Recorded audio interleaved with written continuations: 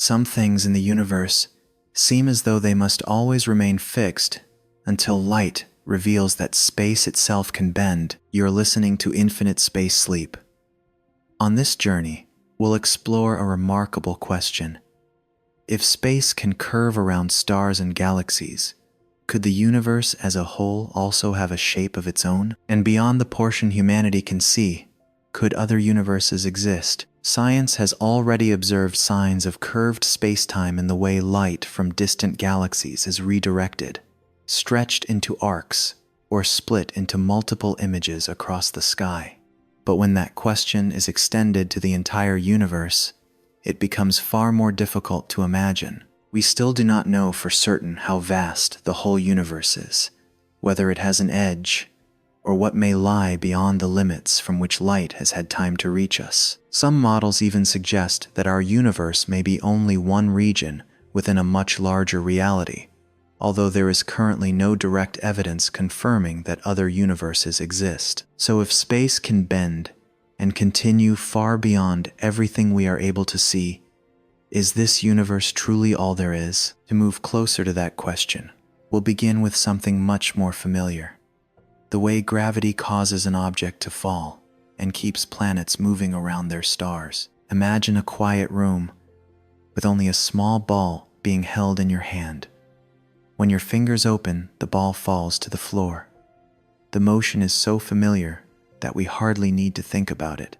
Anything released from our grasp falls downward because Earth is pulling it toward itself.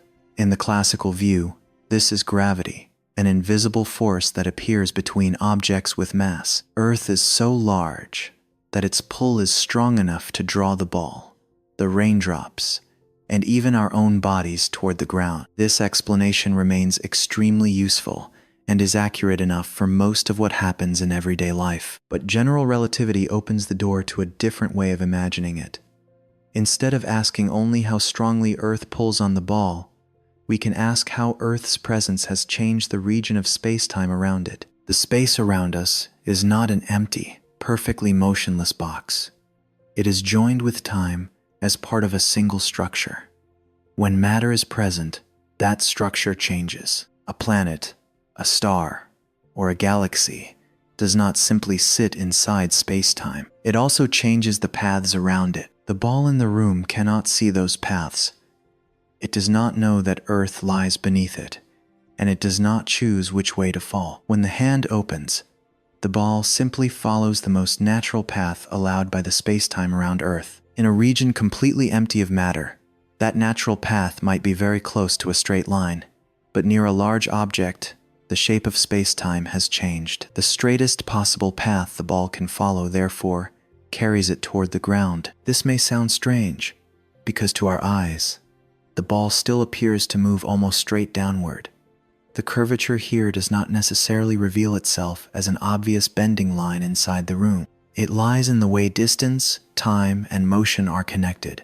One simple way to picture it is that every object is moving along a path already present in the space-time around it. Earth does not need to reach out with an invisible string and pull the ball downward. Earth's mass has changed the shape of the path, and the ball simply continues along it. When we stand still on the ground, we feel as though we are not moving. But our bodies are not completely free to follow their natural paths. The ground prevents us from falling farther and continuously pushes upward against us. That supporting force is what creates the sensation of weight. Inside an elevator in freefall, everything would fall together. The person, the bag, and the small objects inside would all follow nearly the same path. For that moment, they would appear to float beside one another.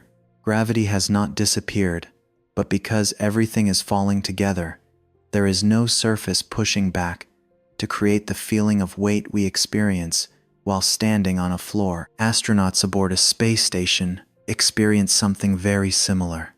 They do not float because they have reached a place where gravity is completely absent. At the altitude of the space station, Earth's gravitational pull is still very strong. The astronauts float because the station, their bodies, and everything around them are all falling together around Earth. If an object is dropped from high above the ground without enough sideways motion, it will fall toward the surface. But if that object is moving sideways very quickly, then as it falls, Earth's curved surface also continues to drop away beneath it. The object is still falling, but it never reaches the ground. Instead, it travels around the planet. That is one way to imagine an orbit. The moon is not standing still in the sky, nor is it held in place by an invisible cord. It is continuously falling toward Earth. At the same time, the moon is moving sideways fast enough to keep missing the planet's surface. Moment after moment, it continues to fall, and that falling path stretches into an orbit around Earth. If the moon's motion vanished, it would begin plunging directly toward the planet. If Earth disappeared, the moon would continue moving away in the direction it was already traveling. An orbit exists because two things are happening at once. The moon has forward motion, while the space-time around Earth continually bends its path inward. Earth is doing something similar around the Sunday. Our planet moves through a region of space-time altered by the sun's enormous mass. Earth is continuously falling toward the star, but its sideways motion allows it to keep passing by, rather than falling directly into the sun's surface. A year is simply the amount of time Earth takes to complete one full cycle of that fall. From the surface of our planet, Earth's orbit appears to be a vast loop through space, but in the language of general relativity, Earth is simply following the most natural path available through the space-time around the Sunday. These natural paths are sometimes called geodesics, but the name matters less than the image behind it.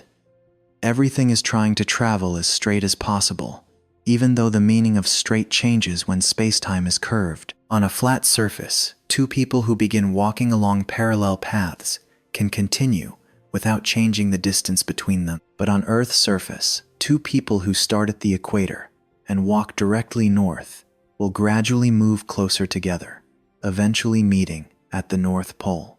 Neither person deliberately turns toward the other. The curved surface itself causes their straightest paths to converge. Space-time around a large object changes paths in a similar way, though it is far more complex than a two-dimensional surface. Objects can move closer together not because they see one another and choose to turn, but because the geometry around them guides their natural paths inward. A soft sheet of fabric is often used to illustrate this idea. When a heavy ball is placed on the sheet, the surface sinks. A marble rolling nearby may change direction and begin circling the depression. This image helps us sense how a large object can alter the path of another object.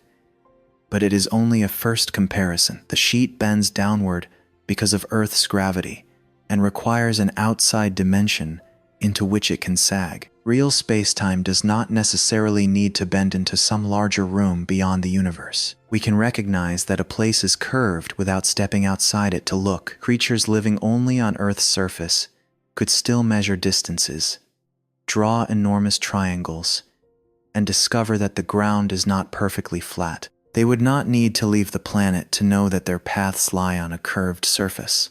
In the same way, humans can measure the motions of planets, the passage of time on clocks, and the paths of light to detect the shape of space-time from within it. We do not see curvature the way we see an object, but we can recognize it through the motion of everything around us. The greater the mass of an object, and the more densely that mass is concentrated, the more clearly it affects the space-time around it. Earth is massive enough to keep the moon in orbit and cause objects near its surface to fall. The sun is far larger, so its influence holds the planets on paths that extend across the entire solar system. On a greater scale, billions of stars, along with gas, dust, and dark matter, form a galaxy. All of that mass changes the paths of the stars within it, and also affects the light passing through the surrounding region. And importantly, objects with mass are not the only things that follow the shape of space-time.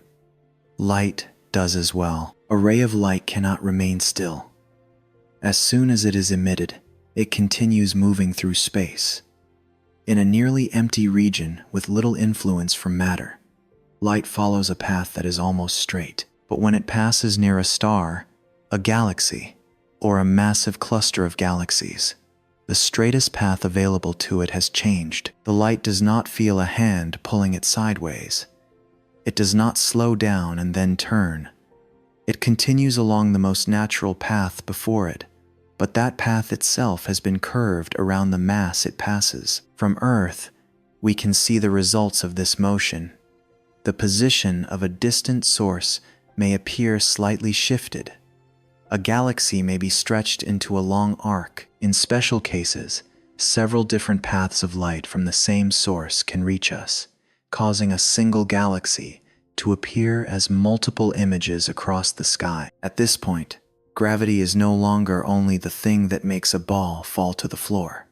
It becomes the way matter changes the paths of planets, stars, and light itself. The ball falling in the room, the moon circling Earth, and Earth moving around the sun may seem like very different stories, but all of them can be understood as objects following the shape of the space-time around them. Space, then, is not merely an empty stage where objects move without changing the stage itself.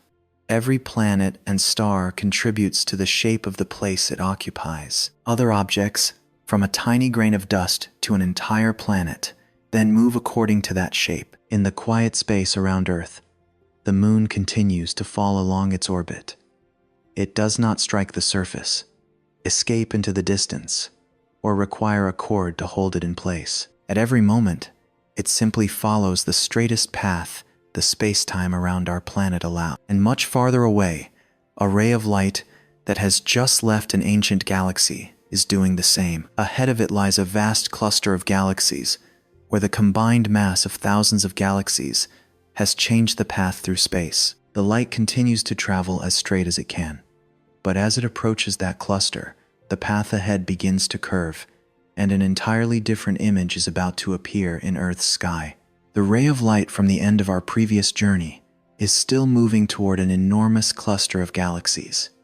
It left a distant galaxy long ago, carrying with it an image of the place where it began. If the space ahead were perfectly flat, that ray would continue along an almost straight path until it reached a telescope on Earth.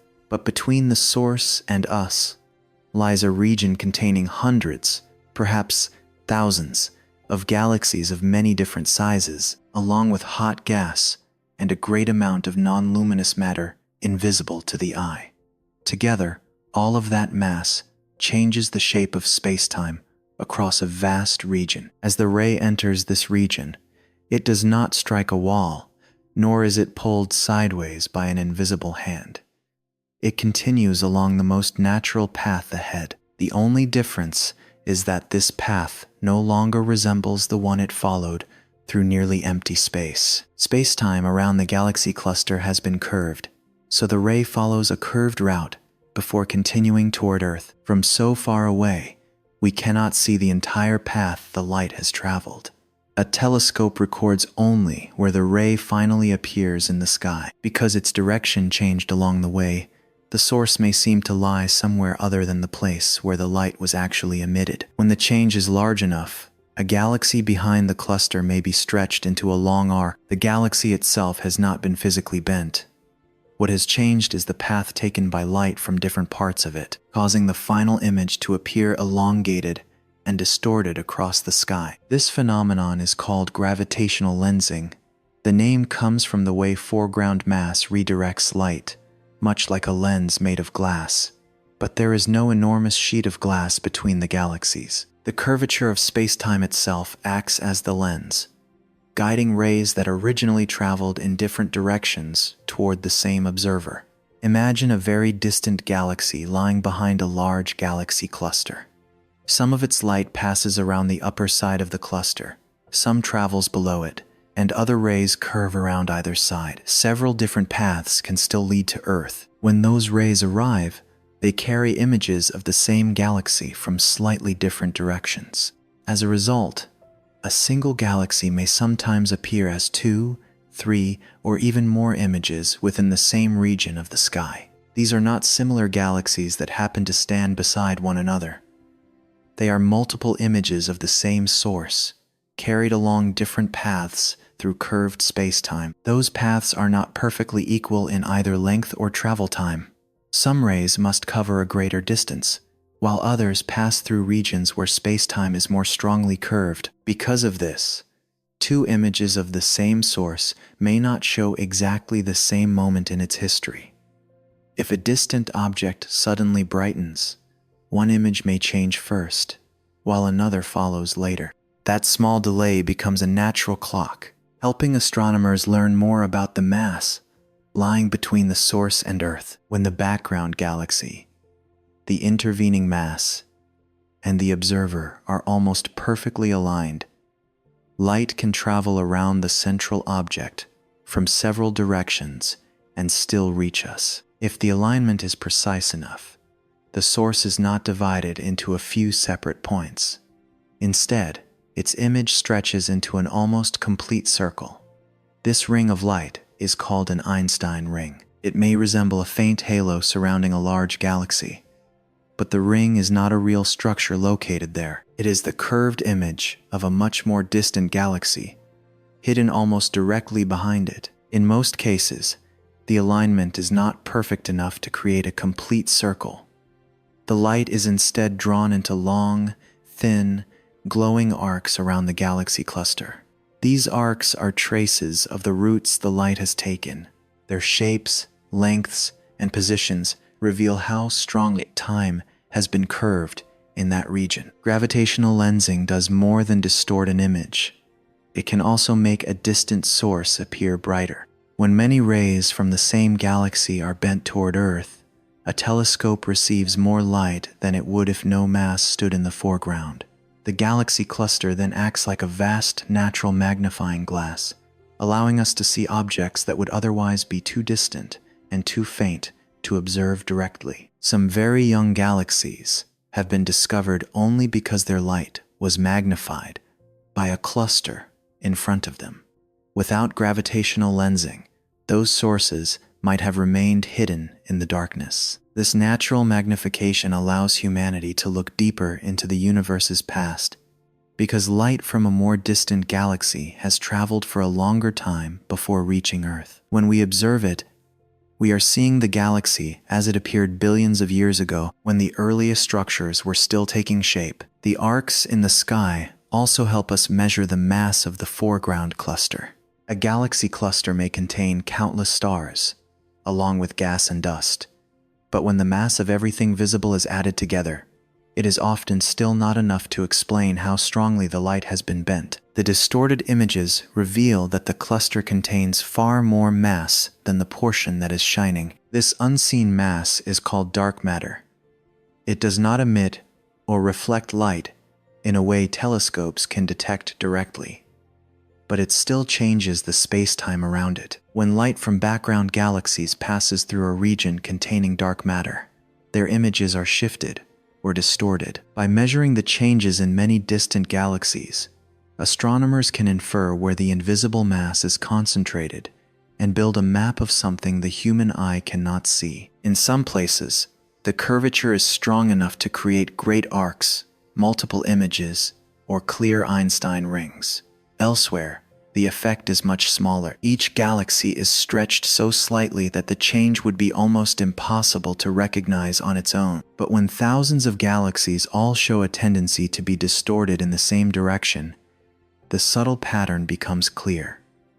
The individual changes can then be combined, allowing scientists to reconstruct how mass is distributed within a cluster or across an enormous region of the sky. What makes this especially remarkable is that the map is not created from the objects that are shining, but from the way the light of more distant objects has been altered. Just as we cannot see the wind, but can recognize it in the movement of tree branches, we cannot directly see all the mass in the universe, yet we can recognize its influence in images that have been stretched and curved. Gravitational lensing also occurs on much smaller scales. When one star passes close to our line of sight toward a more distant star, its mass can make the background source appear brighter for a time. The two images it creates are usually too close together for a telescope to separate, but the magnification can still be measured. The source gradually brightens as the alignment becomes more exact, then fades again as the objects continue moving and drift out of position. Sometimes a planet orbiting the foreground star leaves a small change in the signal as well. The planet does not need to produce light of its own. Its mass alone can alter the brightening pattern in an unusual way. Because of this, gravitational lensing has become a method for discovering very distant worlds, even when they are almost impossible to see directly. From a small star to an entire cluster of galaxies, the principle remains the same.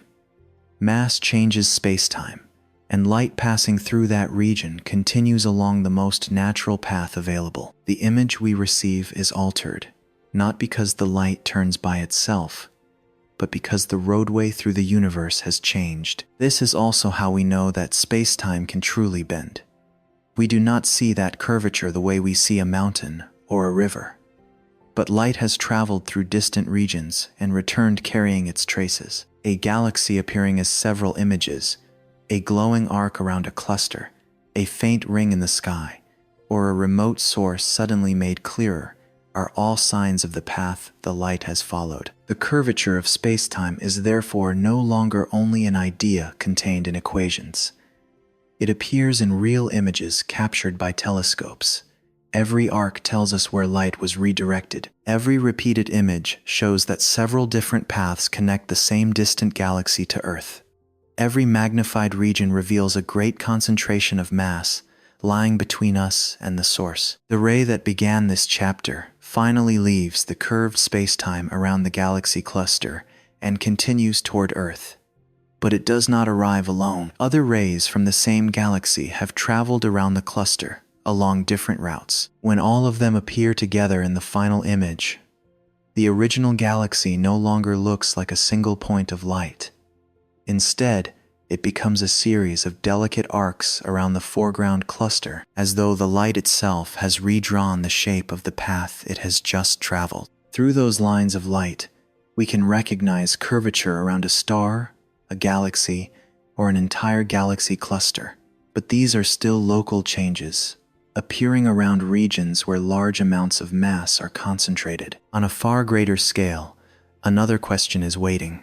If small regions of spacetime can curve, could the entire space of the universe also possess an overall curvature? And while living inside it, how could we ever recognize its shape? The glowing arcs around a galaxy cluster show that spacetime can be curved in individual regions.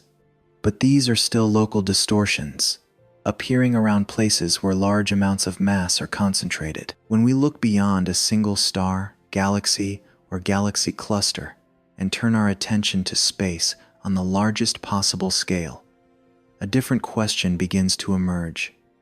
Does the universe have an overall shape? To picture that question, imagine a very small creature living on the surface of Earth.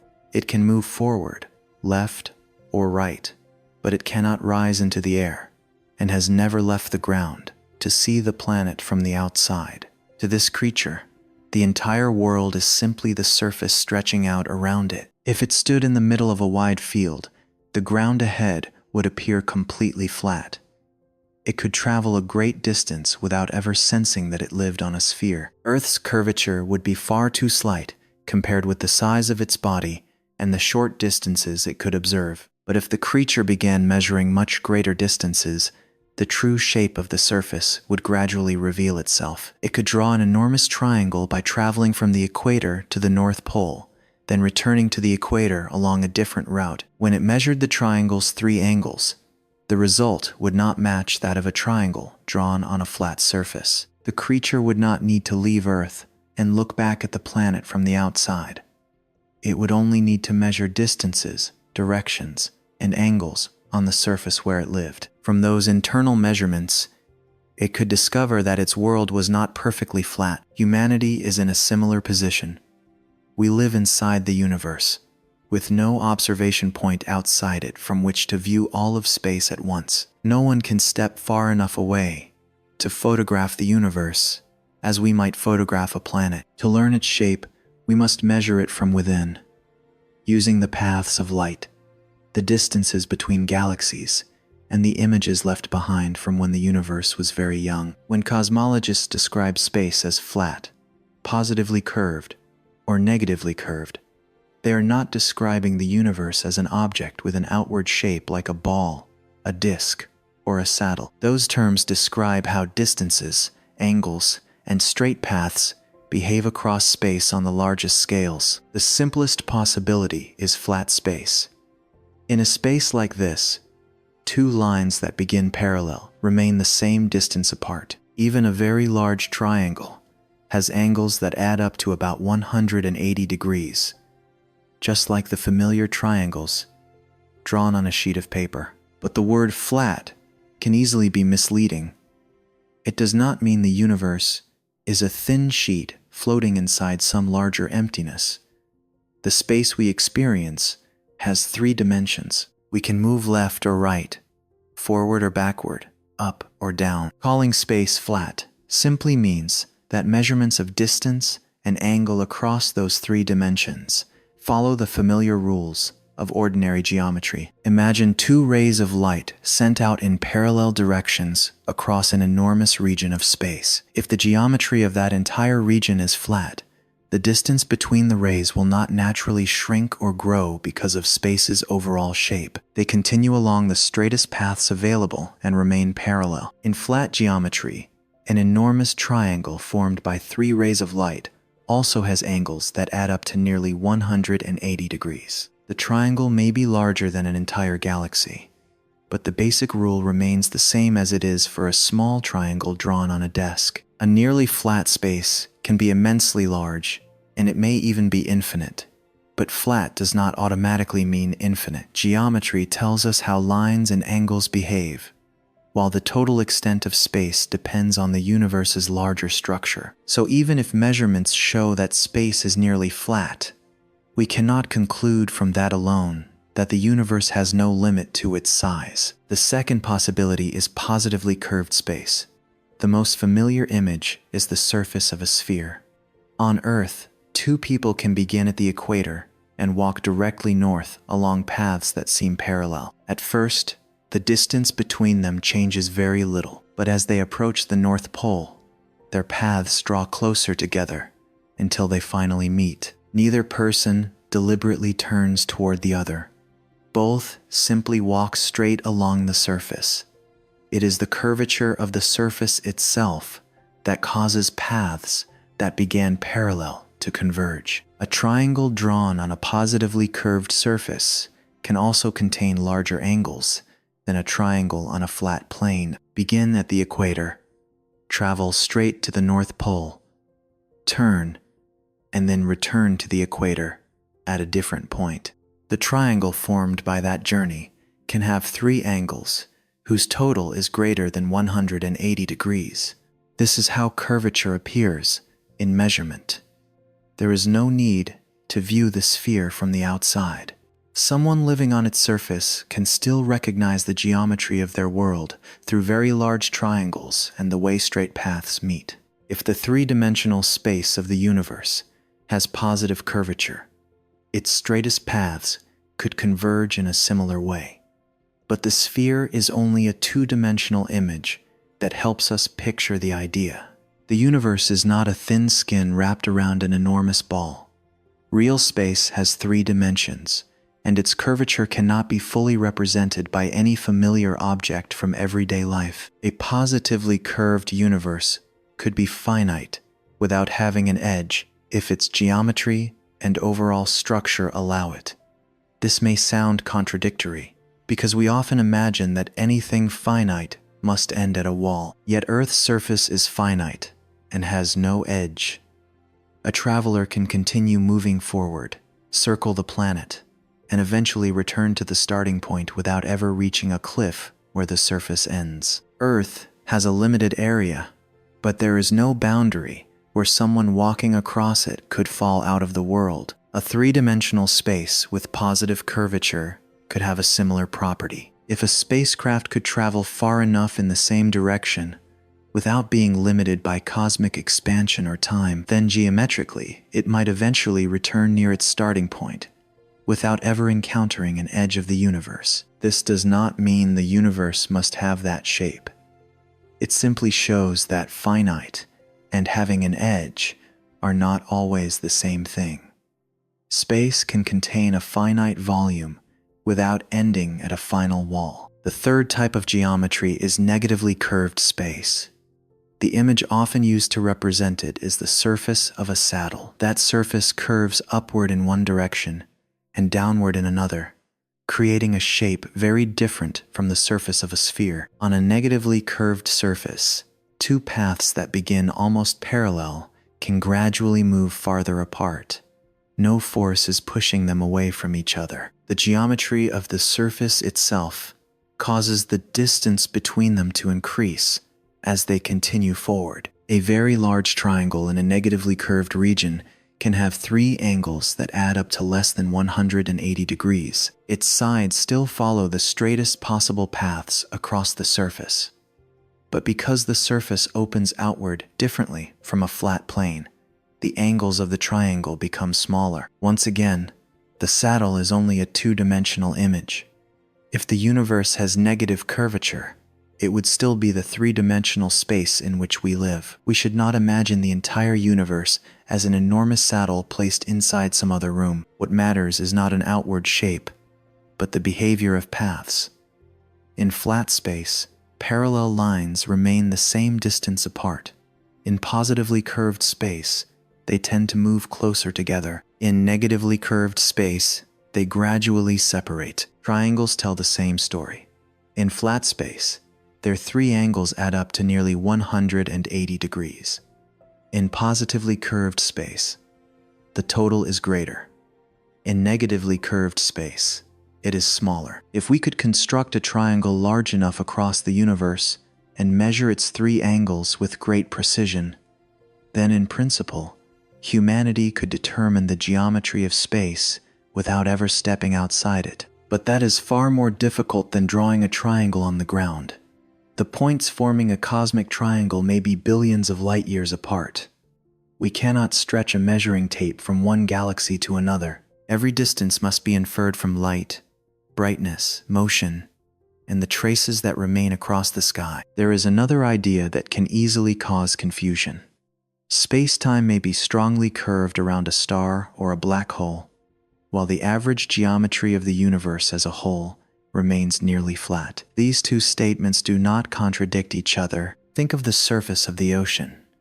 Small waves make the water rise and fall in different places, but across a sufficiently large region, the sea can still be treated as nearly flat. In the universe, stars, planets, and galaxies create local regions of curvature, like small ripples. The geometry of the entire universe describes the overall pattern seen across distances far greater than any one of them. So the fact that Earth curves space-time around itself does not immediately tell us whether the universe as a whole is positively curved, negatively curved, or flat. A galaxy cluster that bends light into arcs reveals only the curvature in a region containing a great deal of mass. To understand the larger geometry, we must look across much greater distances, placing the effects of individual stars and galaxies within a far broader picture. A natural question may arise here. If space is curved, what does it curve into? Images of a stretched fabric or a sphere make it easy to assume that anything curved must bend into some outside dimension.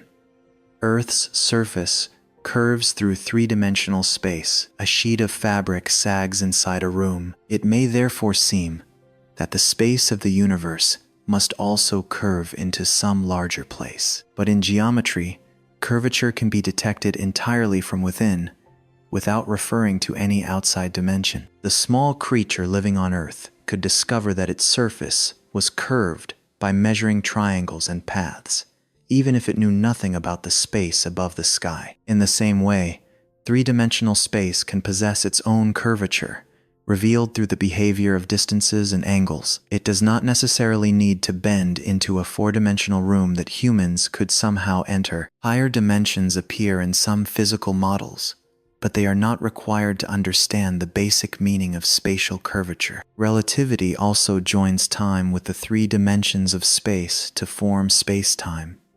Mass and energy alter that structure, but when cosmologists ask whether the universe is flat or curved on the largest scales, they usually focus on the geometry of space at a particular cosmic time, almost as though examining an immense cross-section through history.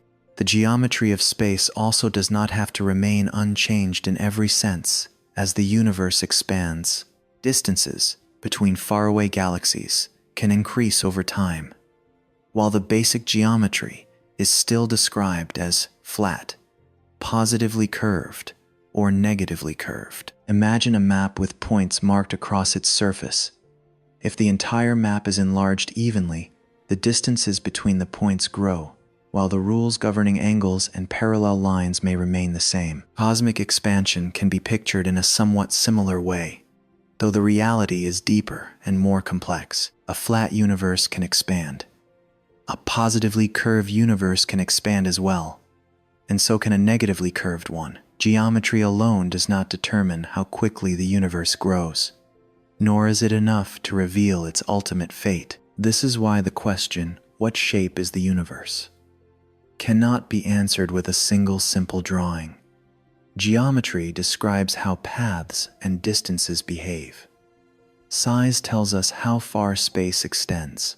Overall structure tells us how distant regions may be connected. These ideas are related, but they are not exactly the same. A room can have flat walls and still contain a finite area. A tabletop is flat, but has an edge. Flat cosmic space does not have to resemble a room or a table, because it may have no physical walls at all. In the same way, curved space could extend infinitely if it had the right type of curvature and overall structure. So when we hear that the universe is nearly flat, we cannot immediately conclude that it is infinite. We know only that, across the enormous region humanity has been able to measure, paths and angles behave very much as they would in flat geometry. Any remaining curvature may be extraordinarily slight. If the universe curves only gently, the region we can observe may be such a small part of it that the curvature is almost impossible to detect. Just as a wide field appears flat, even though it lies on the surface of Earth, a tiny creature could spend its entire life crossing that field without realizing the planet was round. Only by measuring a sufficiently large region would it begin to notice the difference. Humanity may also be living within a very small portion of an immense curved space, where the overall curvature is so slight that the observable region appears nearly flat, or space may truly be flat across the greatest distances. Our measurements must be precise enough to distinguish between these possibilities. To make that measurement, humanity needs an image spread across the entire sky, one that comes from the same period in cosmic history and carries standard scales from the early universe. The stars near us are not distant enough. Individual galaxies have also undergone too many different changes. Fortunately, the universe has preserved a layer of extremely ancient light. It was released when the universe had lived through only a small fraction of its present age. Since then, it has traveled through space for nearly all of cosmic history before reaching telescopes around Earth. Within that faint light are subtle traces of distance, scale, and the shape of space. They are like markers placed at an immense distance, allowing humanity to construct enormous triangles without ever leaving the planet. From inside the universe, we cannot see its shape the way we might see a sphere from outer space, but we can observe how ancient light has traveled across billions of years and study how space has altered the image it carries. The tiny creature on Earth's surface could discover the planet's curvature by following very long paths. Humanity will search for the geometry of the universe in a map of light that covers the entire sky. To read that map, we must return to a time when the universe was still very young, before space contained the stars and galaxies we see today, and when light first became free to begin its long journey toward us. We have imagined humanity as a tiny creature living inside a world too vast to be seen from the outside. To determine whether space is flat or curved, we cannot leave the universe and turn back to observe its shape. We can only measure the paths that lie within it, and one of the longest paths humanity has ever known is the journey of the ancient light that now fills the entire sky. That light does not come from a single star or galaxy. It emerged when the universe was still very young, before large galaxies had formed and long before the sun was born. Today, no matter which direction we look, sufficiently sensitive telescopes can still detect this faint glow. It is like a distant echo left over from the beginning of the universe, traveling through space for almost all of cosmic history before finally reaching us. This ancient light is called the cosmic microwave background. The name may sound complicated, but the image behind it is fairly simple. It is light left over from a very early time, when the universe was not yet transparent, as it is today. Matter was so hot and dense that light constantly collided with charged particles and could not travel far in a straight line. We can imagine the universe at that time as a very thick fog. Light existed within it, but whenever it tried to move in one direction, it encountered matter and was redirected. No ray could travel freely across a great distance. Everything was glowing, yet no imaginary observer could have seen through the haze. As the universe continued to expand, matter became more spread out, and the temperature gradually fell. Charged particles began joining together to form neutral atoms. Light was no longer constantly blocked, and for the first time, it could travel freely through space. The photons that began their journey at that moment are still moving today. Over billions of years, the expansion of space stretched their wavelengths, shifting the original light beyond the range visible to human eyes. It cooled and moved into the microwave portion of the spectrum, where it can be detected only by specially designed instruments. If human eyes could see this light, the entire sky would be covered in a very faint glow.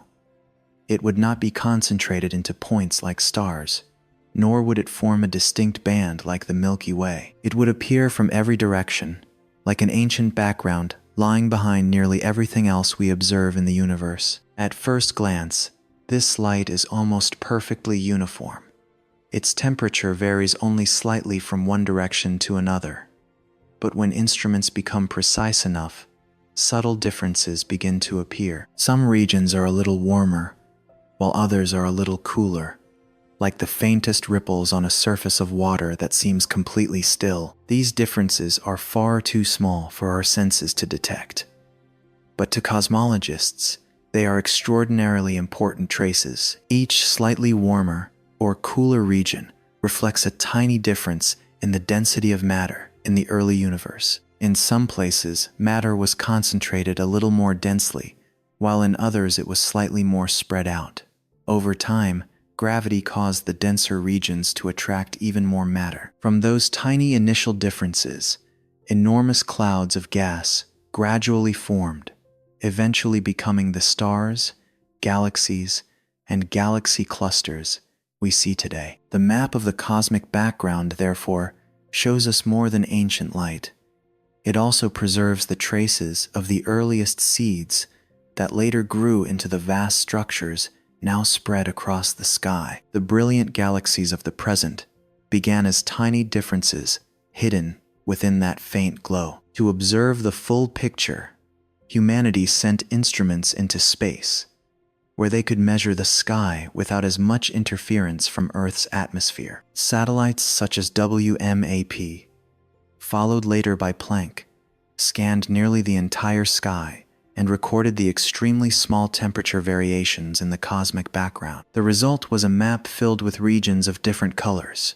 Those colors do not represent actual clouds visible to the eye. They simply show places where the temperature is slightly higher or lower than average, by an extraordinarily small amount. Together, the regions form a mottled image, like an ancient mist still carrying traces of motion from a time before the universe contained stars. But how can a temperature map reveal whether space is flat or curved? The answer lies in the size of those ancient ripples. Before light became free to travel, Matter and radiation in the early universe were constantly pressing against one another and moving. Regions were compressed and then expanded, creating patterns with characteristic sizes. They can be imagined as waves forming within an early ocean of matter and light. Scientists can predict the true size of those ripples from the conditions of the early universe. When they observe them in the sky today, they measure how large or small the patterns appear. The comparison is somewhat like knowing the actual size of a very distant object, then studying its apparent size in an image to infer the shape of the space between it and us. Imagine an enormous ruler placed near the edge of the observable universe. We know the spacing between its markings when it was formed. What we need to determine is whether those markings appear across a wide or narrow angle in the sky. If space is nearly flat, the ruler's image should appear close to the size predicted. If space has positive curvature, light paths tend to converge differently, making the observed pattern appear larger. If space has negative curvature, the paths tend to spread apart, making the same pattern appear smaller. In other words, the shape of space affects the way this ancient image is delivered to the observer. Light carries information not only about the place where it was emitted, its entire journey across billions of years also leaves an imprint on the final image. This is a cosmic version of the enormous triangles we imagined earlier. Humanity cannot stretch a cord from one galaxy to another, but we can use ancient light to measure angles. We cannot step outside the universe, but we can examine how structures of known size appear after their light has traveled through space. When data from WMAP and Planck were analyzed, the sizes of the patterns in the cosmic background matched extremely well with a universe whose large-scale spatial geometry is nearly flat. This means that across the greatest distances we can observe, the rules governing straight lines, distances, and angles closely resemble the familiar rules of flat geometry. Two ideally parallel lines would not quickly converge as they do on the surface of a sphere, nor would they strongly separate as they do on a negatively curved surface. If an enormous triangle could be constructed and measured perfectly in space, its three angles would add up to very nearly 180 degrees. But nearly flat does not mean that every region of the universe is flat. Around Earth, the Sun, galaxies, and black holes, spacetime is still curved by mass and energy. These local curvatures have been observed through orbits, motion, and gravitational lensing. Nearly flat geometry describes only the average pattern of the universe when viewed on extremely large scales. We can picture an ocean surface covered with countless ripples. Every small region continually rises and falls. Yet from far enough away, the entire surface can still be treated as nearly flat. Galaxies and galaxy clusters are like small ripples in the ocean of space-time. They redirect light in individual regions, but when those local effects are placed within the larger picture, the overall geometry of the observable universe remains very close to flat. This result is one of the most important measurements in modern cosmology, but it does not close the question of the universe's shape. A field on Earth can appear perfectly flat when observed across only a small area. From the flatness of the field alone, we cannot determine how large the entire planet is. The observable universe may be only a relatively small part of all space.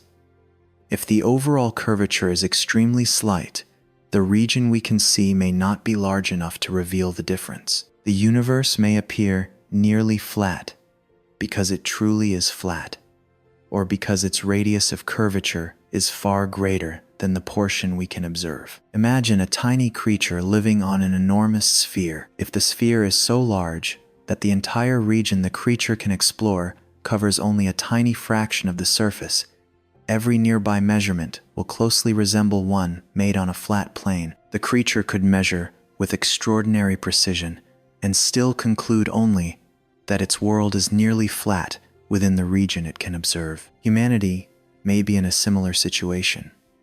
The map of ancient light shows that the region of the universe visible to us is nearly flat, but it cannot tell us with certainty how far all of space extends, or whether a very slight curvature exists across even greater distances. A nearly flat result also does not automatically mean that the universe is infinite. Space can be flat and still possess an overall structure that makes it finite in a way that is difficult to imagine. Conversely, negatively curved space can extend infinitely. Geometry and size are related, but they are not the same question. The cosmic microwave background reveals far more than the curvature of space. The distribution of its warmer and cooler regions helps scientists estimate how much matter existed in the early universe, trace the beginnings of cosmic structure, and test models of how space has expanded. All of that information is contained within an extremely faint layer of light. Each photon has traveled through nearly the entire lifetime of the universe, crossing regions of expanding space and passing galaxies and galaxy clusters before finally reaching instruments near Earth. During that long journey, some photons were redirected by matter along the way. Others passed through regions of space with different densities. Yet when millions of measurements are combined, the original image can still be reconstructed clearly enough for humanity to read traces left behind when the universe was only beginning to become transparent. The map is like a family photograph preserved from childhood, except that instead of capturing a single face, it records the state of the entire young universe. The tiny spots within it would later grow into structures so vast that they contain billions of stars. When we look at the cosmic microwave background, we are not only looking far across space, we are also looking backward in time.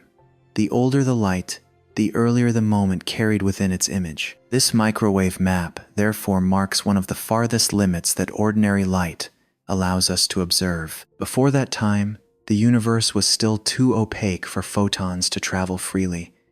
We cannot see deeper into the past with light in the familiar way. The cosmic background is like a final curtain, with an even earlier era behind it that telescopes cannot observe directly through photons. Yet even this curtain is enough to answer part of the larger question. The space through which the light traveled for billions of years does not appear to have enlarged or reduced those ancient patterns in the way strong overall curvature would. The image we receive is consistent with a universe that is nearly flat across the scales we can observe. It is a conclusion that is both clear and still leaves many questions open.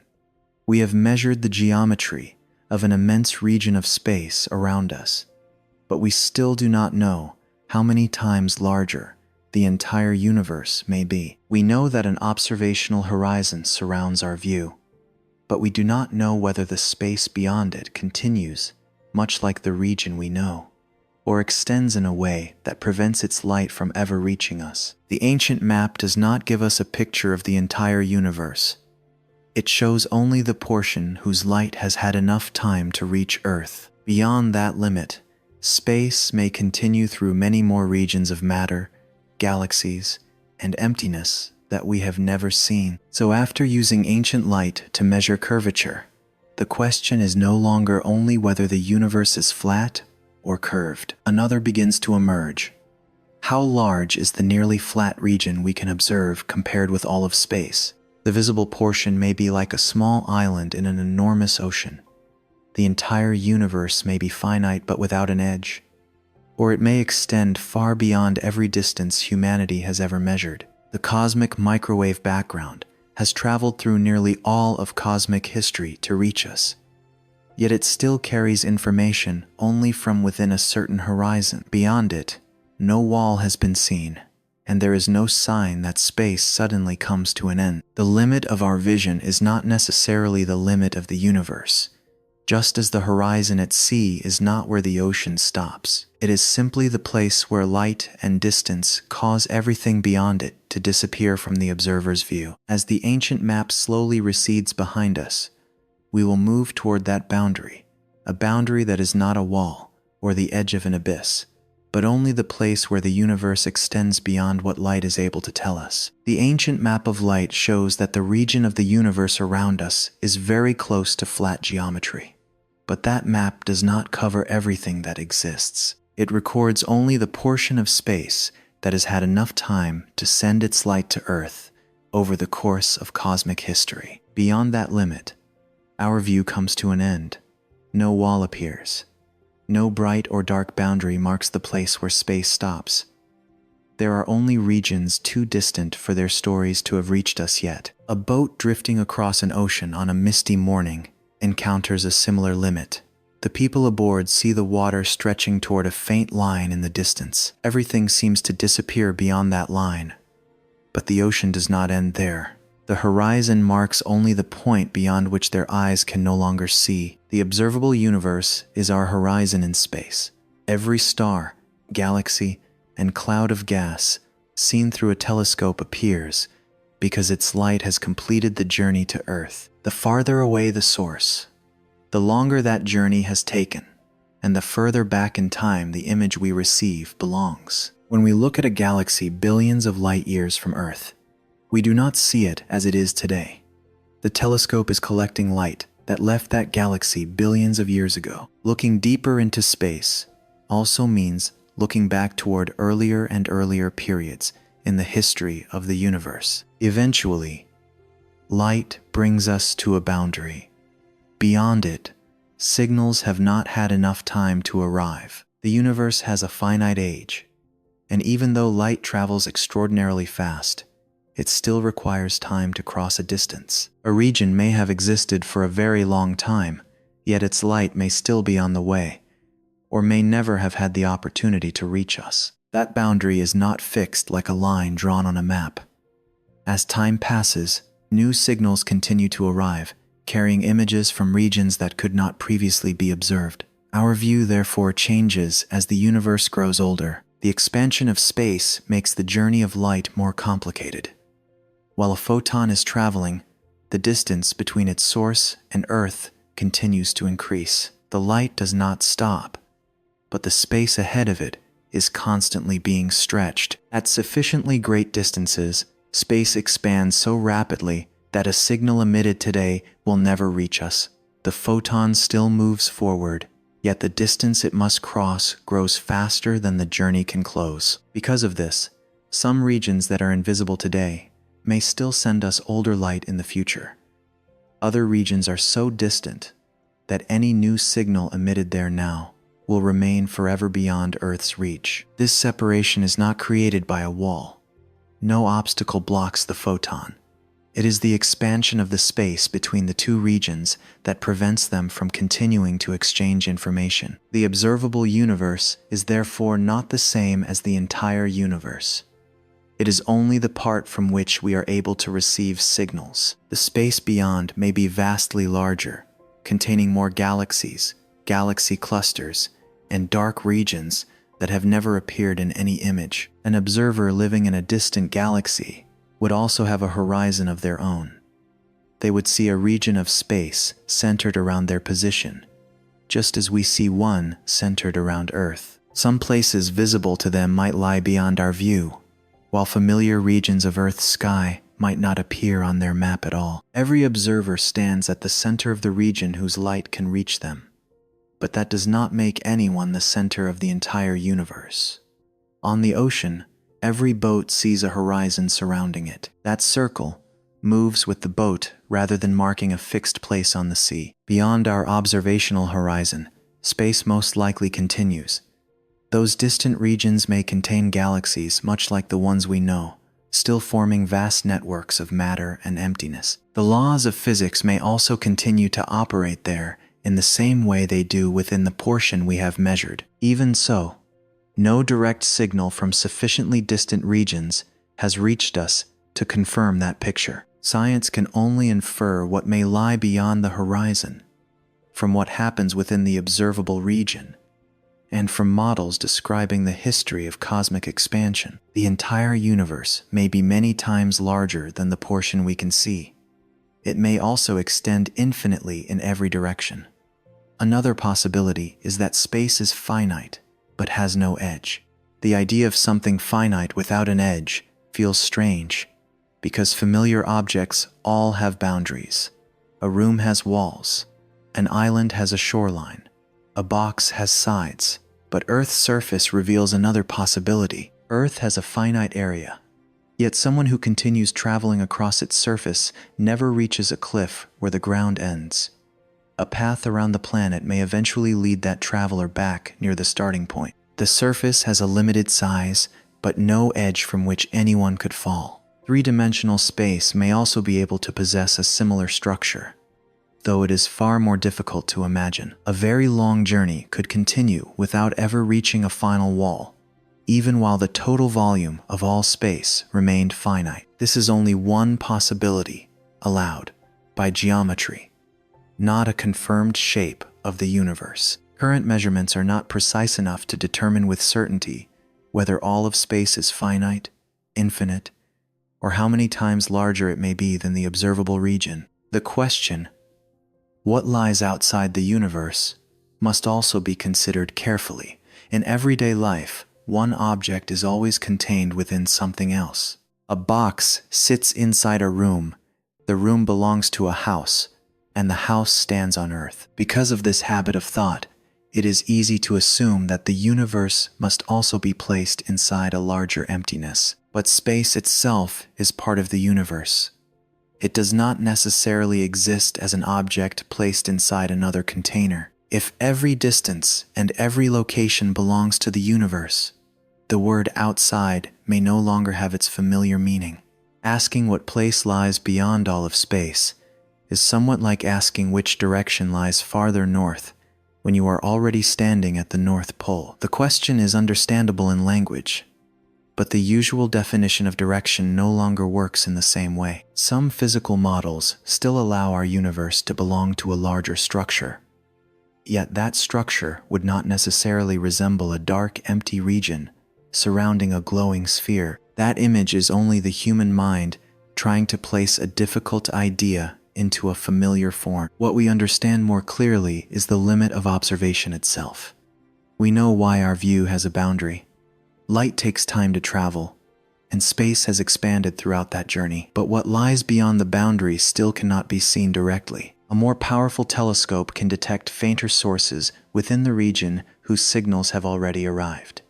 It cannot collect a photon that has never reached Earth. The limit here does not come from the size of the telescope's mirror or the sensitivity of its detector, but from the history of the universe. Someone standing on a ship can use binoculars to see objects near the horizon more clearly, but cannot use them to see the surface of the ocean hidden beyond Earth's curvature. Better instruments reveal more detail within the visible range, but they do not erase every boundary created by geometry and distance. The universe beyond the horizon may continue to exist without ever affecting us. Galaxies there may still form, and stars may still be born and die, yet their light may never cross the expanding space between them and Earth. A civilization in such a distant region might never know that the Milky Way exists.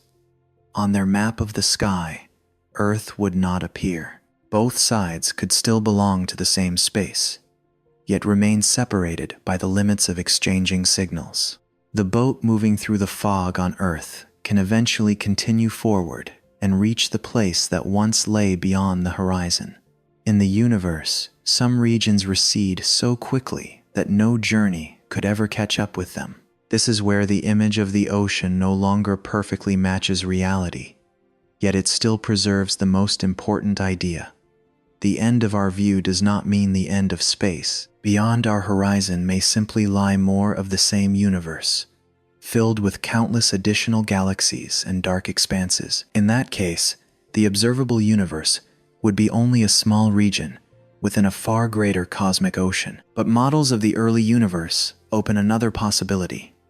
In its earliest moments, space may have passed through a period of extraordinarily rapid expansion. A region that began unimaginably small was stretched to a size larger than the entire observable universe we see today. Regions that were once close together may have been carried so far apart that they could no longer exchange light. If this rapid expansion did not end in the same way everywhere, different regions may have followed their own separate histories. One region might have stopped expanding so rapidly and gradually begun forming galaxies, stars, and planets.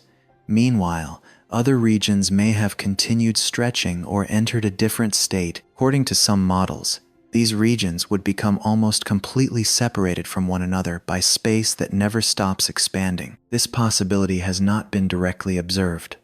The cosmic horizon is also not evidence that multiple universes exist. It shows only that the portion humanity can see does not necessarily include everything that exists. From that limit, a new question begins to emerge.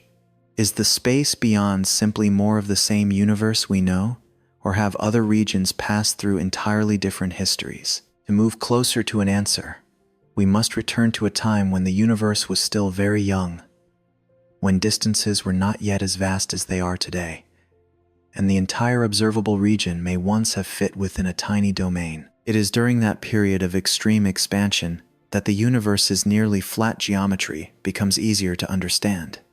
And it is also there that the idea of separate regions of space first begins to appear. Beyond the observational horizon, there may still be more space, more galaxies, and dark regions whose light has never reached Earth. But before asking what those distant places might contain, we need to return to a much earlier time, when the entire region of the universe visible to humanity today may once have fit within an extraordinarily small domain. The cosmic microwave background reveals a curious feature of the early universe.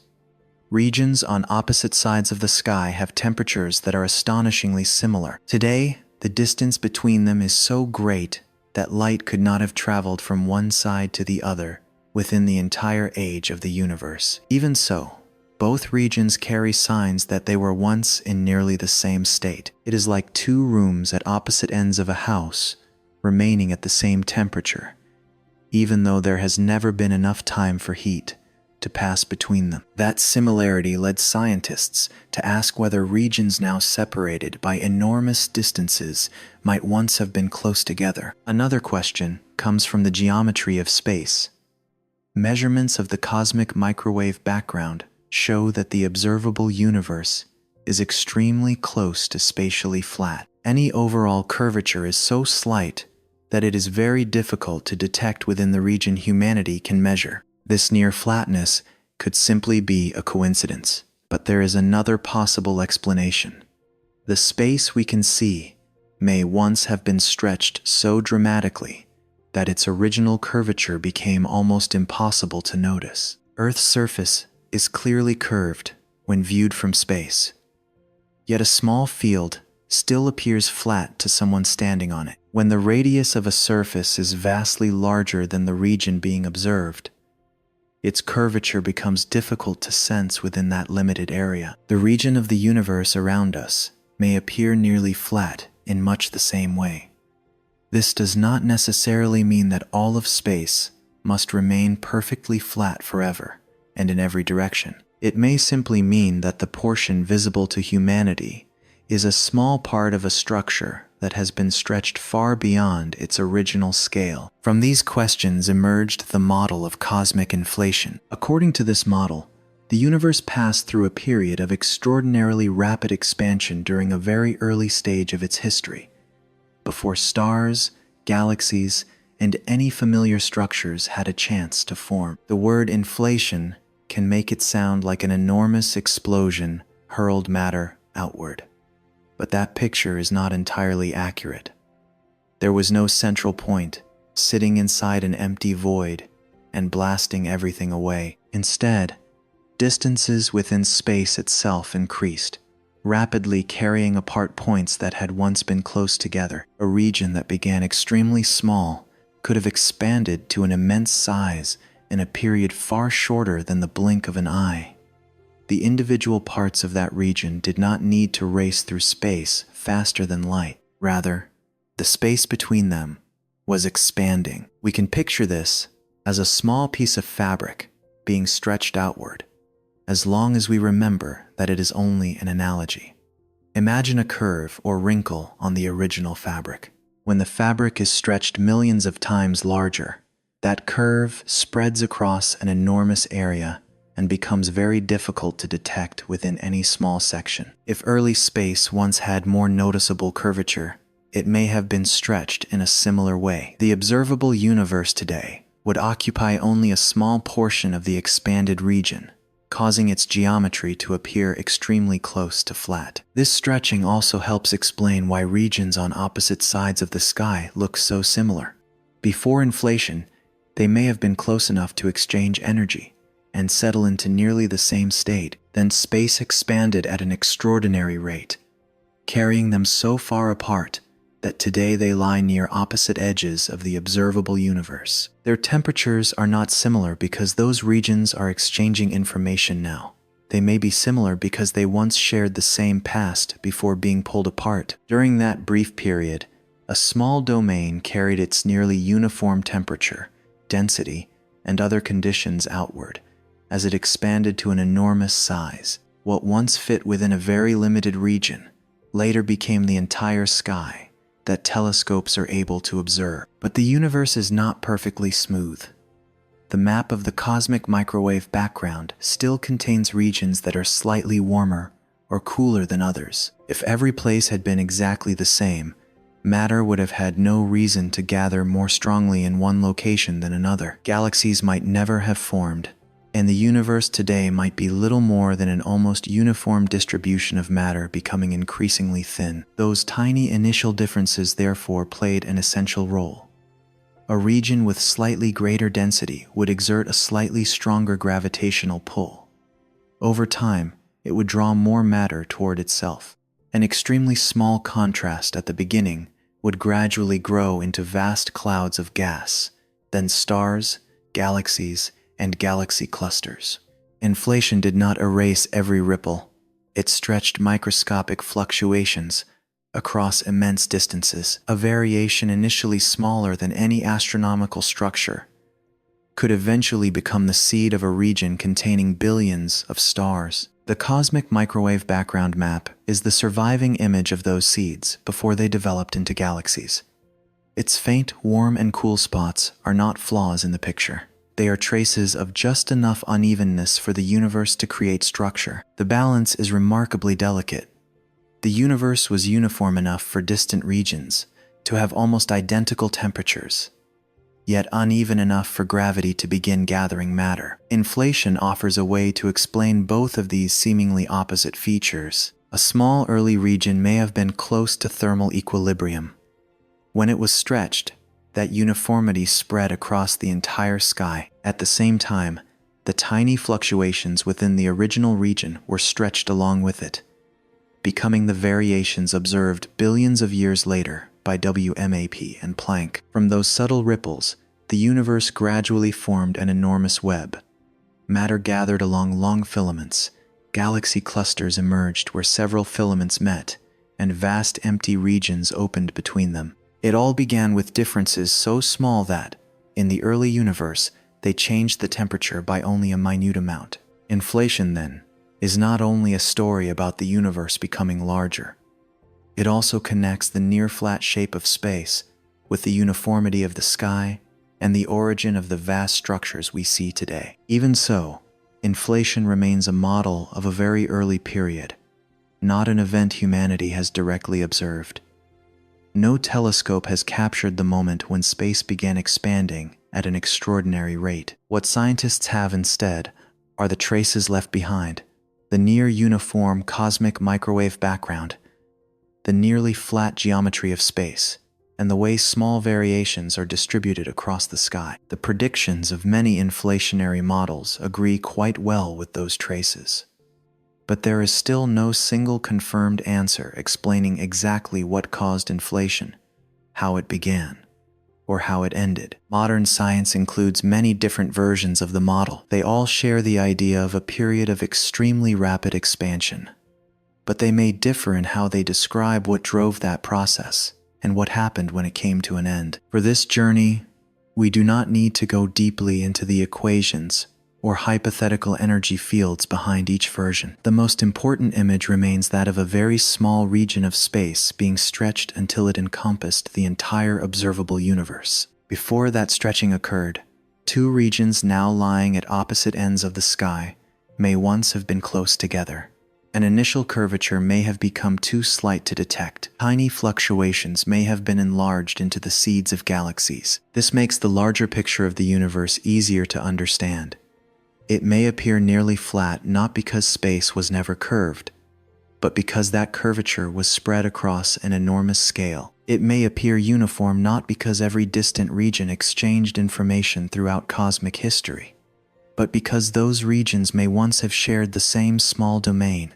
And it contains galaxies, not because all uniformity was destroyed, but because tiny differences survived the stretching process. A field appears flat because it covers only a small portion of Earth's surface. The observable universe may be like such a field, lying within a region far larger than the horizon that light allows us to see. If inflation lasted only a short time and ended everywhere at once, then the entire region of space could have entered a new stage of development together. Energy became matter and radiation. The universe continued expanding more slowly, and atoms, stars, and galaxies gradually began to form. But some models suggest that inflation may not have ended in the same way everywhere. In one region, the period of extremely rapid expansion may have stopped. That region would then have cooled, formed matter, and begun a history similar to the part of the universe we know. Elsewhere, inflation may have continued. The space between these regions would keep expanding, rapidly carrying them farther apart. One region might end inflation and become filled with galaxies, while other regions continued to stretch. Later, another region might also stop inflating and begin a history of its own. In this picture, the larger process resembles an immense expanse of space, continually producing regions where inflation has ended. Each of these regions is sometimes called a pocket universe. That name can easily suggest many spheres floating beside one another in a dark emptiness.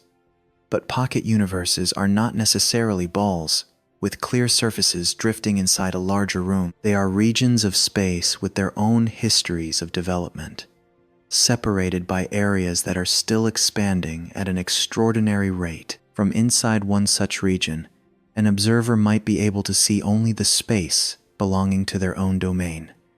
Other regions would lie so far away that no signal could cross the ever-expanding distance between them. According to some models, our observable universe may lie inside a region where inflation ended long ago. Everything telescopes can see, from the cosmic microwave background to the most distant galaxies, would belong to only a small part of that domain. Other regions, if they exist, would not necessarily be found simply by traveling far enough beyond the galaxies. The space between us and those domains may still be expanding in a way that makes every journey impossible. In some approaches, this possibility is called eternal inflation.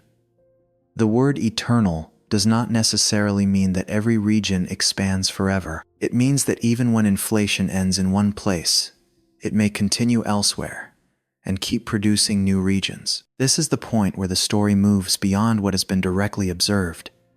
The cosmic microwave background, the near flatness of space, and the seeds of structure are real data seen in the sky. Inflation is a model used to explain those observations. Eternal inflation and pocket universes are possibilities that arise in some versions of that model, not confirmed conclusions. No telescope has ever photographed a pocket universe. No signal has been proven to come from a separate domain. Images of countless cosmic bubbles still belong to the realm of theory and scientific speculation. Even so, the idea did not appear entirely at random. It grew from questions about why space is nearly flat, why distant regions look so similar, and what might happen if rapid expansion did not end everywhere at the same time. From a small curve stretched until it nearly disappeared, the story expands into a possible reality containing many regions of space. The domain we inhabit may simply be a place where the stretching process stopped, allowing matter to gather into galaxies, stars, and eventually observers capable of looking back into the past. Far away, beyond every horizon that light could ever cross, other regions may also have undergone a similar transition in theory. They may have formed at different times and followed histories unlike our own.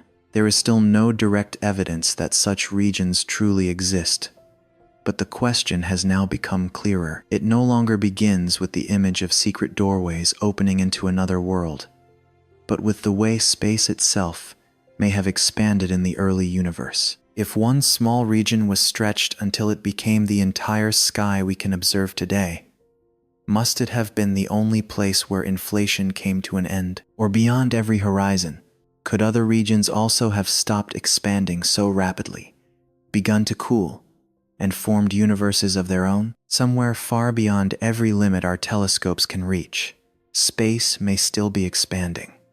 Not like a room being enlarged, but with the distances between all points themselves continuing to grow. In some models, individual regions within that vast expanse may stop their extremely rapid expansion one after another, cool down, and begin producing matter, light, and structures of their own. Each such region is often given an easy name to picture: a pocket universe. The term may bring to mind bubbles rising through an enormous ocean.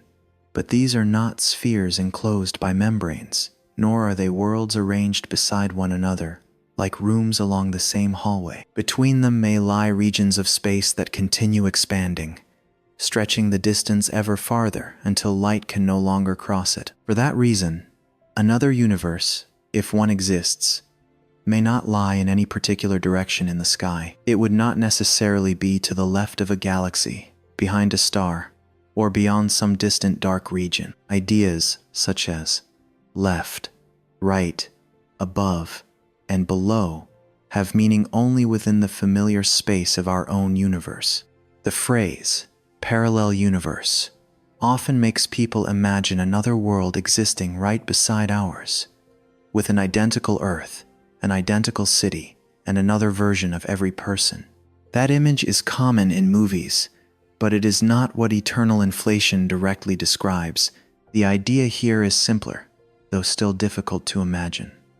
Our universe may be only one region, where the period of extremely rapid expansion came to an end. Afterward, matter appeared, space cooled, atoms formed, and the first stars began to shine. Elsewhere, inflation may have continued. After some time, another region may also have stopped inflating and begun a history of its own. Then, farther away, another new region may have formed. If this picture is correct, the vast space beyond us would not be completely still. It would resemble an ocean that continues opening outward, where new regions occasionally appear, separate from one another, and gradually become worlds unable to exchange light. From inside a pocket universe, observers might never know that they live within a distinct region. Their sky would still stretch in every direction. They would still see an observational horizon, distant galaxies, and ancient light. From a time when their universe was young, there would be no glowing outline in the sky, marking the edge of the bubble. No wall would exist for a spacecraft to reach and touch. If the space between regions continued expanding fast enough, the distance would always grow ahead of any signal trying to cross it. Pocket universes are therefore not like islands that a boat could travel between. They are more like regions of ocean being carried apart by the continual expansion of the water itself. Both sides may belong to a larger picture, yet no longer have any way to meet. In our universe, matter gathered into enormous structures.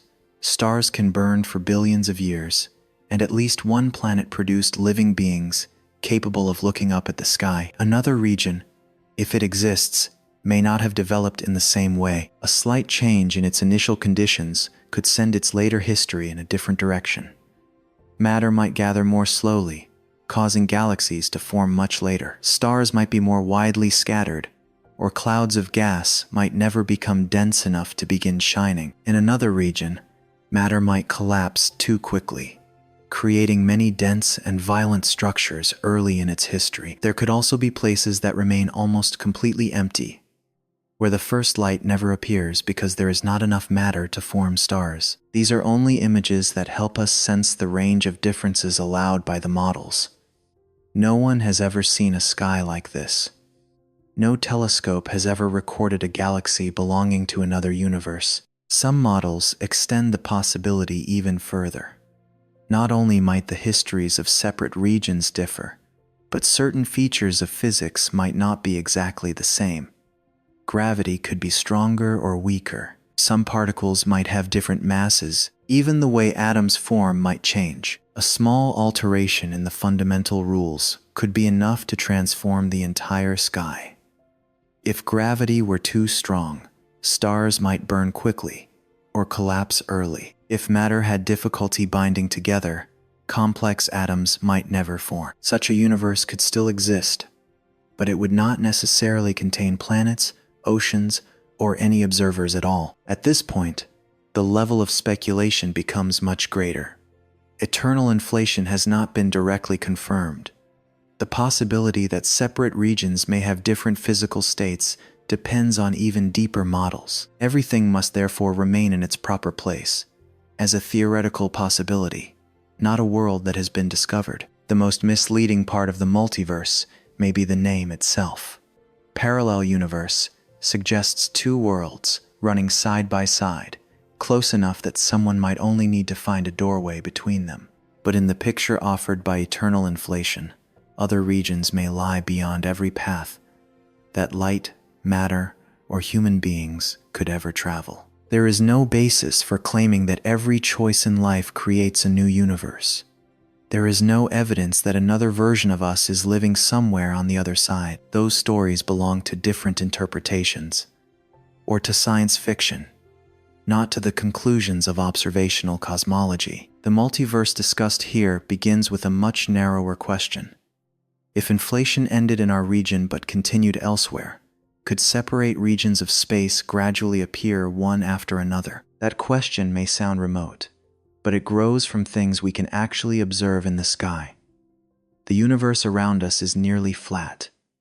Regions on opposite sides of the sky have almost identical temperatures. Tiny fluctuations in the cosmic microwave background became the seeds of galaxies. Inflation was proposed to explain those traces, and when some versions of the model allow inflation to continue in one place after it has ended in another, the idea of many pocket universes begins to emerge. A theoretical possibility does not become evidence simply because it arises from a serious model.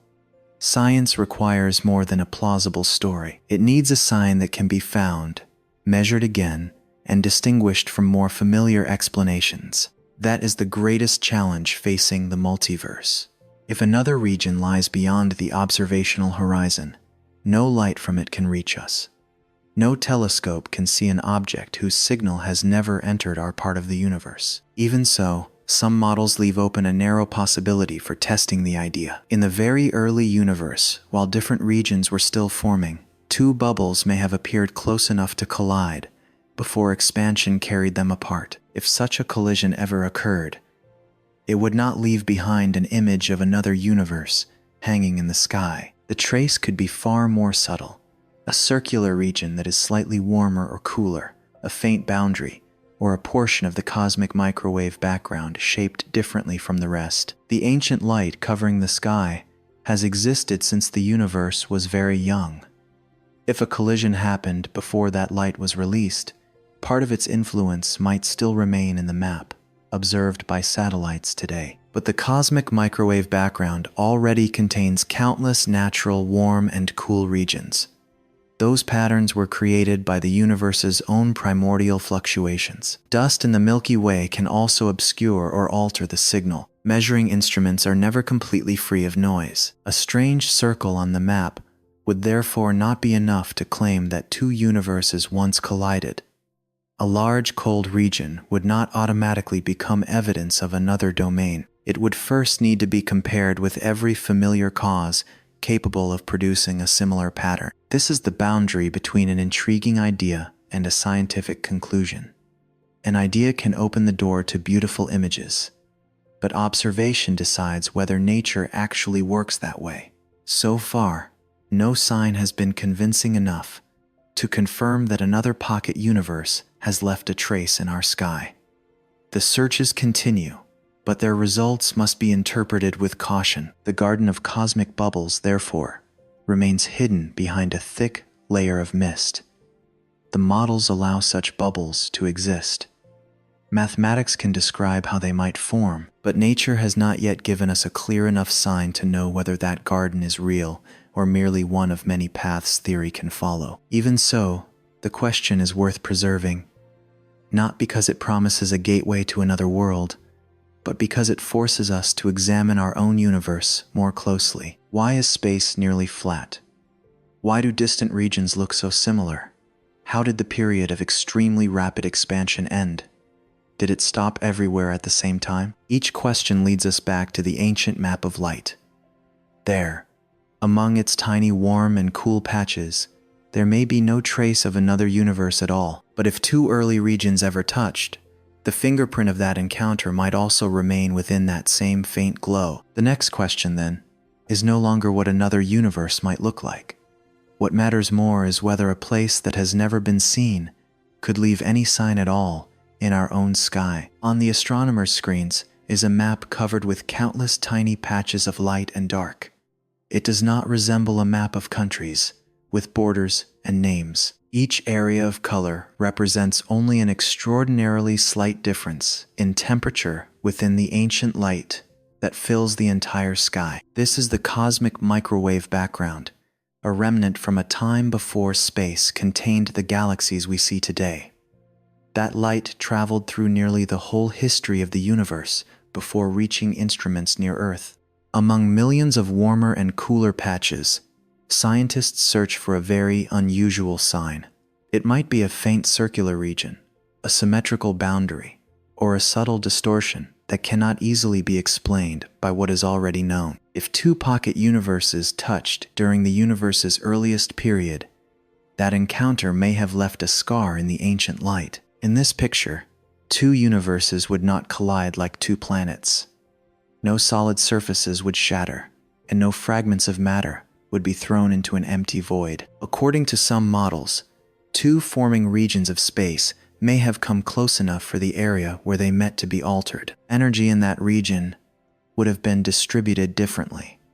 As space continued to expand, it would have stretched the original trace across an enormous area. By the time the cosmic microwave background was released, the effects of the encounter might have been imprinted on the light as a temperature pattern slightly different from the rest of the sky. Billions of years later, even if that trace still existed, it would appear only as a very small variation. No one expects to see a clear image of another universe. What researchers are looking for is more like a scar faded by time, hidden among countless other natural marks. Satellites such as WMAP and Planck observed the sky with increasing precision. They did not take ordinary photographs. Instead, they measured the temperature of microwave radiation in every direction. After repeated scans, the data were combined to create the most detailed map of ancient light humanity has ever produced. When examining this map, certain regions immediately draw attention. Some are colder than average. Others appear almost circular. A few parts of the sky even show unusual symmetry, creating the impression that some event may have occurred there long ago. But appearing unusual is not the same as being evidence. The cosmic microwave background is not perfectly uniform. Tiny fluctuations in the early universe naturally produced countless warmer and cooler regions. When a map is large enough, shapes that seem special will inevitably appear through chance alone. A cloud can sometimes resemble a face. Randomly arranged stars can form the outline of an animal. On a map of the cosmic microwave background, the human eye can also find circles, lines, and symmetrical regions, even when no unusual event created them. Researchers therefore cannot simply draw a circle around a strange area and call it evidence of a multiverse. They must first determine what kind of signal a bubble collision should produce. That predicted pattern must then be compared with real data using rigorous statistical methods. A convincing trace would need to be unlikely to arise from random fluctuations. It would also need to appear in multiple independent measurements and remain visible after sources of interference closer to Earth had been removed. Before reaching a telescope, the cosmic microwave background must pass through the Milky Way, gas, dust, and many sources of microwave emission within our galaxy. add their own signals to the ancient light. If these nearer layers are not separated accurately, a false bright or dark region can appear on the map. Dust in the Milky Way is especially unevenly distributed. Some areas contain more material than others, obscuring or altering the signal behind them. What appears to be a trace from the early universe may sometimes come only from a cloud of dust within our own galaxy. Observing instruments also have limitations. Detectors are never completely free of noise. The motion of a satellite, changes in temperature, and the way data from different frequencies are combined can all introduce extremely small errors. In most astronomical work, an error of that size would be insignificant. But when searching for a signal far weaker than the background sky, even a tiny distortion can become a noticeable shape. Every unusual region must therefore pass through many layers of testing. Does it appear at different frequencies? Do both WMAP and Planck detect it? After the influence of dust is removed, does the pattern retain the same shape? How likely is it that a universe with no bubble collisions could produce a similar signal purely by chance? With each new test, many early candidates gradually lose their mystery. A circle becomes fainter after the Milky Way's signal is removed. A cold region remains within the range that random fluctuations can produce. A symmetrical pattern is no longer clear when viewed with a different instrument. Analyses of WMAP data once searched directly for signs of bubble collisions. Rather than relying only on visual inspection, scientists created the patterns predicted by the models and tested whether adding those patterns improved the explanation of the sky. The results did not provide strong enough reason to add a cosmic collision to the standard model. Several noteworthy regions were identified, but they were not unusual enough to rule out the possibility that they were simply natural fluctuations. Planck data later offered a more detailed view. Its greater precision allowed researchers to re-examine many features that had once seemed intriguing. Several large-scale anomalies in the sky are still being studied, but no pattern has been confirmed as a scar left by two pocket universes touching. Evidence has not been found. Does not mean that other universes definitely do not exist. It means only that the sky has not yet provided a signal strong enough to confirm them. That distinction is important. Failing to find footprints on the ground does not prove that no one has ever passed through. But an unexplained depression is also not enough to conclude that someone was there. The multiverse remains somewhere between those two limits. Some inflationary models allow many pocket universes to form. Certain versions predict that they may have collided and left behind a signal, but those predictions have not been confirmed by the data. There is another possibility that is even harder to test. Pocket universes, if they exist, may never have touched our region at all. If no encounter occurred in the past, then the cosmic microwave background would contain no scar. Those regions would remain beyond the horizon, separated from us by space that continues to expand. No signal could pass between the two sides, and our sky would contain no direct sign of their presence. This is the greatest challenge facing the idea of a multiverse. A place that cannot send light, matter, or any influence into the observable region is extremely difficult to distinguish from a place that does not exist. The question, then, is not only whether a model is elegant or reasonable. Science must also ask what prediction the model makes that nature can answer. Some ideas had to wait a very long time before their traces were discovered. Gravitational waves were predicted decades before instruments became sensitive enough to detect their extraordinarily small effects on distance. Black holes were once only strange consequences of theory, before the motion of matter and light helped humanity recognize them. But not every prediction becomes reality. Some models are eventually rejected when more precise data become available. A scientific idea must remain open to both possibilities, being strengthened by nature or being ruled out by it. For the multiverse, the final answer has not yet arrived. New maps, more sensitive measurements, and better methods of analysis may continue narrowing the range of models that remain consistent with observation. If no evidence of collisions is found, Some versions of eternal inflation will become more difficult to defend. If a truly unusual pattern appears, it will still have to survive every familiar explanation before being connected to another universe. Even a strong signal would not immediately become evidence. Independent instruments would need to observe it as well. The trace would have to appear in the exact location, shape, and strength predicted by the model. Dust, instrumental noise, and natural fluctuations would each need to be ruled out. If evidence is ever found, it will probably not resemble a dramatic scene from a movie. It may be only a curve in the data, a temperature pattern unlikely to arise by chance, or an asymmetry that current models cannot explain. Astronomy often discovers enormous things through very small changes. A planet is found when a star's light dims by a tiny amount.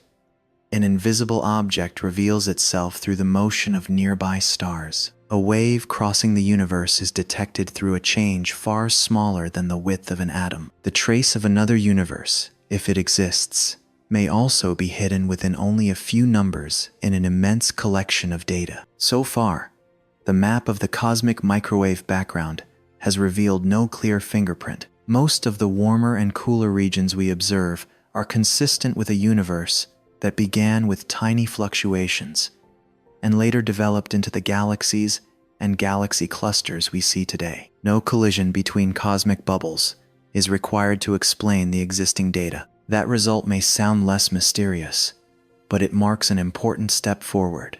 The question of other universes no longer belongs only to imagination. It has been translated into specific patterns that satellites can search for in the sky. Science has not opened a window into another universe. No circle on the map has been confirmed as the scar of a primordial collision. No photon has been proven to have traveled from a separate region of space to Earth. Instead, we have gained a clearer boundary between what is known and what still remains theoretical. The curvature of spacetime has been observed through orbits and gravitational lensing. The geometry of the observable universe is being measured through the cosmic microwave background and many other sources of data. These results rest on strong foundations in both theory and observation. The multiverse occupies a different position. It is a possibility that emerges from some models of inflation, but it has no direct observational evidence. That distinction does not make the idea worthless. It simply prevents us from presenting it as an established fact. On the screen, the ancient map of light still stretches outward, covered in tiny warmer and cooler patches. Each point is a fragment of information that left the early universe billions of years ago. Those photons crossed nearly flat space, past galaxies, and eventually reached our detectors. Some were redirected by mass. Others traveled through regions that were almost empty. All of them carry traces of the paths they followed, but none has yet told a certain story about another universe. Beyond the horizon may lie only more of the same space, filled with galaxies we have never seen. Or, across distances that can never be crossed, other regions may have formed and followed histories of their own. The data we have today do not allow us to choose with certainty between those possibilities. Even so, a question that once sounded entirely philosophical can now be placed before a telescope. Scientists know what kinds of patterns to search for, what sources of interference must be removed, and what tests genuine evidence would need to survive. That may be the most important result of the search. We have not seen another universe, but we have learned how to ask nature whether one has left a trace. And while the ancient map continues to be read, a photon from a distant galaxy has completed its journey. It passed through the curved spacetime around a galaxy cluster, changed direction, and finally reached a telescope on Earth. That photon does not carry a map of the entire universe. It does not know what lies beyond the horizon. Its direction of arrival, wavelength, and brightness contain only a very small part of the story. But from countless tiny photons like this one, humanity has discovered that space is not a motionless stage. Light can reveal invisible curves. The observable universe is nearly flat, while everything beyond our view remains uncertain. Past that boundary, the question of other universes remains open, quietly waiting for a trace that the sky may never have preserved. The photon that appeared at the beginning of our story has finally reached Earth.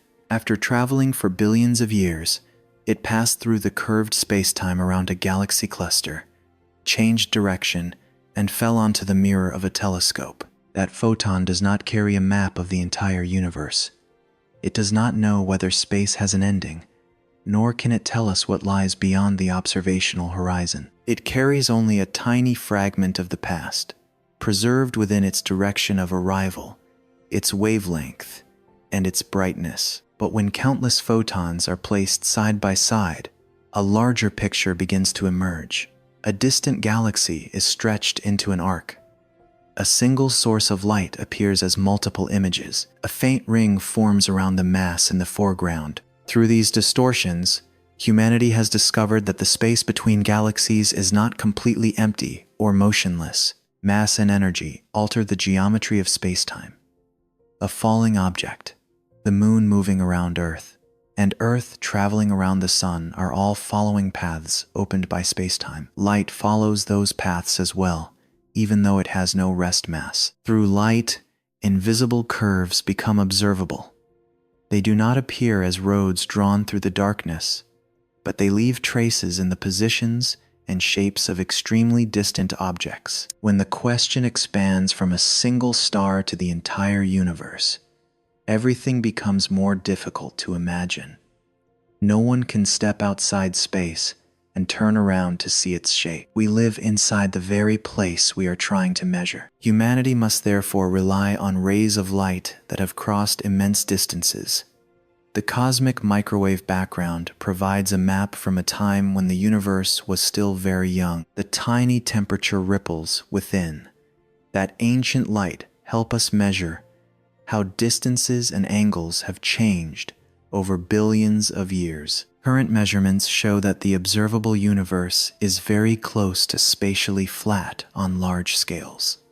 Enormous triangles constructed with light have angles that add up almost exactly as familiar geometry predicts. Ancient structures appear across the sky at nearly the sizes expected in flat space. But nearly flat does not mean that every place is free of curvature. Planets, stars, galaxies, and black holes still distort the space-time around them. Near flatness describes only the average geometry seen across far greater distances. This result also does not tell us whether the entire universe is infinite. A small region on Earth's surface appears almost flat even though the planet is curved. The part of the universe humanity can observe may likewise be only a small piece of a structure so vast that its overall curvature cannot yet be detected. The observational horizon marks the limit of the light that has had enough time to reach us. It is not a wall at the end of space. Beyond it may lie more galaxies, more enormous voids, and more stars that have never appeared in any telescope. Some extremely distant regions may already be sending light toward Earth, though the signal has not yet completed its journey. Other regions may have been carried so far away by cosmic expansion that light emitted there today will never reach us. The entire universe may therefore be far larger than the observable region. It may be finite without an edge, or it may continue infinitely in every direction. The data we have today are not enough to choose a final answer. From questions about the universe's near flatness and uniformity, the model of inflation carries us back to a primordial era. A very small region of space may have undergone a period of extraordinarily rapid expansion, growing until it encompassed the entire sky humanity can see today. That stretching helps explain why regions now separated by enormous distances have almost identical temperatures. It also made any original curvature difficult to detect, while expanding microscopic fluctuations into the seeds of galaxies and galaxy clusters. Some versions of the model also suggest that inflation did not end everywhere at the same time.